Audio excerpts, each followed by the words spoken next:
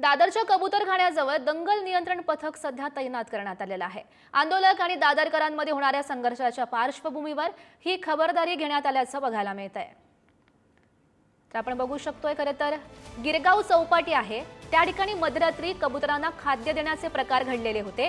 पालिका कर्मचाऱ्यांशी हुज्जत घालत लोक या कबुतरांना खाद्य टाकत होते आणि त्यांच्यावरच पालिकेनं कारवाई केलेली आहे आणि कारवाईमध्ये 8,000 रुपयांचा दंड सुद्धा त्यांच्यावर ठोठावण्यात आल्याचं आपण बघायला मिळत आहे।